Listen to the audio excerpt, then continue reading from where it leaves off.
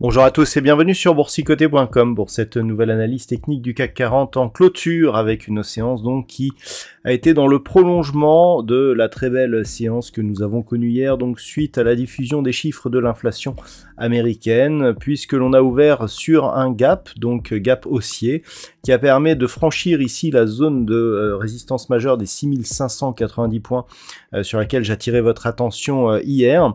On est venu, alors le comblement il est partiel, vous allez voir que ça s'est joué à peu de choses, puisqu'hier nous avions un plus haut à 6573,85, aujourd'hui on a un plus bas à 6573,87, donc on a 2 centièmes de point, ce qui permet de dire que ce gap n'est pas comblé pour 2 centièmes, alors bon, je dirais dans l'absolu on pourrait penser qu'il l'est, mais on voit en tout cas que, on n'est pas à 2 centièmes de point près. Cette zone justement de gap qui s'est ouverte agit désormais comme support, et la zone aussi des 6590 points, et on va voir sur la vue hebdomadaire à quel point cette zone elle est importante pour la configuration actuelle. Et donc au terme de cette séance, le CAC 40 clôture à 6594,62 et gagne 0,58% par rapport à la clôture de la séance précédente. Donc on était vraiment ici dans le suivi de la séance du jour, on n'a pas eu une énorme volatilité aujourd'hui, mais on a réussi à maintenir ici le cap, on s'attendait à avoir un petit peu de consolidation, ça n'a pas du tout été le cas. Du point de vue des indicateurs techniques, nous sommes sur une configuration donc qui reste haussière, les histogrammes du MACD évoluent d'une manière positive, le RSI donc continue à évoluer en zone de surachat. On a des volumes nettement supérieurs à la moyenne. Alors, chose qui est assez étonnante, c'est que nous avons des volumes supérieurs à ceux d'hier. On est quasiment à 5 milliards d'échangés sur la journée, ce qui fait vraiment beaucoup. Et par rapport à cela, cela nous montre que ce mouvement haussier, puisqu'on est quand même sur une bougie haussière, même si elle est rouge, ce mouvement haussier, il semble pérenne puisqu'il est nourri de volume sur ces phases d'accélération et notamment sur les zones ici de franchissement des niveaux horizontaux majeurs. Alors, au niveau du palmarès des valeurs, on retrouve donc de belles hausses encore, puisque nous avons par exemple Téléperformance. Alors, c'est un petit peu la recovery par rapport à la veille, qui gagne 7,99%. Bon, on est loin d'avoir rattrapé les 33% de pertes, mais en tout cas, voilà, il faut tout de même le souligner. Derrière, on a des jolis gains quand même avec Unibail-Rodamco 5,86 ou ArcelorMittal 5,72. Nous avons ensuite des valeurs comme Renault, Capgemini ou LVMH. Du côté des fortes baisses, nous avons Thales qui perd 8,63% lié à un problème de hacking et donc de diffusion de données sur le dark web. Sanofi donc perd 5,22%. Derrière, nous avons des baisses un peu plus modérées avec Veolia, Air Liquide ou Carrefour.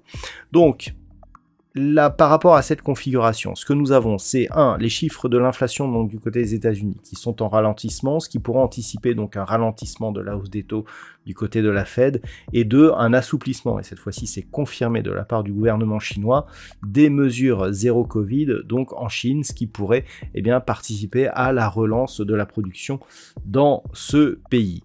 Mais avant d'aller plus loin, je vous propose une vue sur le marché en hebdomadaire pour bien se rendre compte. Voilà, je vous indiquais tout à l'heure cette zone des 6590 points.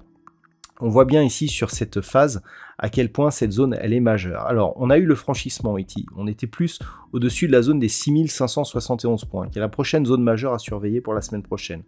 Et puis on a eu ce franchissement ici, donc suite au déclenchement des hostilités entre la Russie et l'Ukraine, on voit que l'on a franchi tout de suite cette zone justement des 6590 points.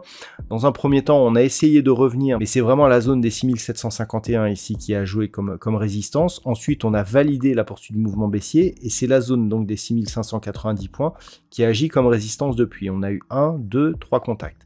Ces 3 contacts nous ont donné à chaque fois des points bas significatifs, donc on invaliderait cette dynamique si on repassait durablement au-dessus de cette zone. Pour l'instant, ce n'est pas le cas d'un point de vue hebdomadaire. Ce que l'on peut dire par contre, c'est que l'on a un tout petit point haut significatif par rapport au point haut précédent. Ce qui était déjà le cas la dernière fois, hein, puisque si on observe ici ce qui s'est passé, sur cette bougie, on a un plus haut à 6608,83, alors qu'au précédent point haut, on était à 6593.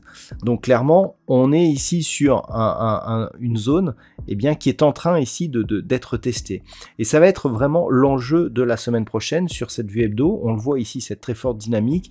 Ça sera de confirmer sur la tendance moyen terme que nous avons une sortie ici de cette dynamique où on a globalement un range entre, bon allez, on va dire 6590, 6750, 5720, un range donc de 1000 points.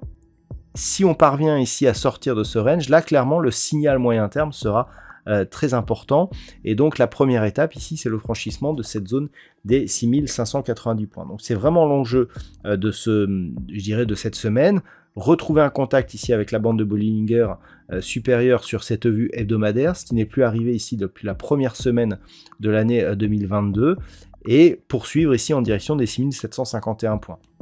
Si toutefois les cours échouaient à franchir cette zone, les niveaux de retournement, même sur cette vue hebdomadaire, sont relativement éloignés. Le premier niveau, ce serait la moyenne mobile 20 exponentielle qui devrait osciller autour des 6280 la semaine prochaine. Si en plus on baisse, elle évoluera beaucoup moins rapidement. Donc clairement, on peut dire que les niveaux ici sont éloignés.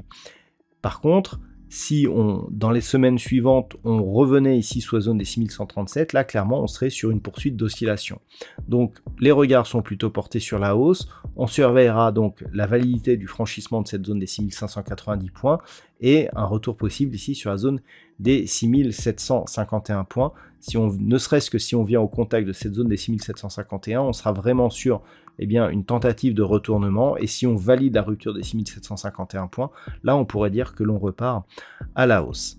Si on revient maintenant sur la vue daily, comment appréhender cette prochaine séance? Alors il est clair que, et on l'a vu sur les indicateurs, on n'a pas encore de signal de surchauffe, mais quand même, un RSI en surachat.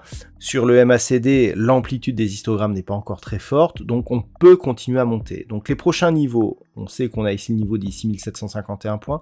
On a un niveau intermédiaire qui a presque été touché aujourd'hui, 6644 points.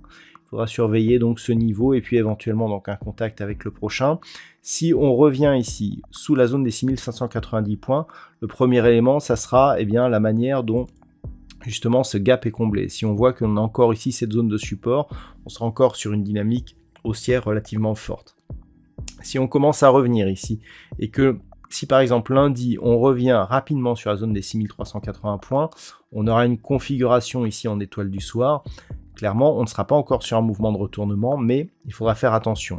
Le point à surveiller dans le cadre d'une phase de consolidation serait la cassure des 6380 points.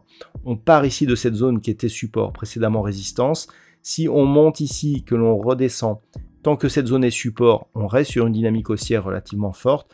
Sur rupture de cette zone, si en plus on vient tester ici la moyenne mobile 20 exponentielle, attention, on peut avoir ici une accélération qui aboutit justement à une phase de retournement et qui serait validée en cas de cassure de la zone ici des 6320 points.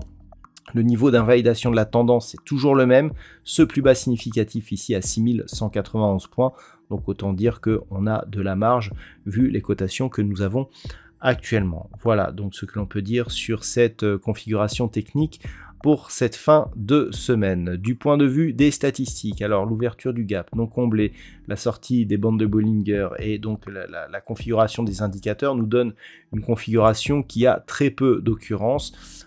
En ce qui concerne les mesures de probabilité, donc on a très peu d'occurrences, donc cette statistique ne sera pas fiable. On serait sur une configuration ici qui viendrait se stabiliser la semaine prochaine, voire pour avoir ici un mouvement de consolidation par la suite. Voilà donc ce que l'on peut dire sur cette analyse technique. Je vous souhaite donc de passer un très bon week-end. On se retrouve dès la semaine prochaine pour d'autres analyses techniques, toujours sur le site boursicoté.com.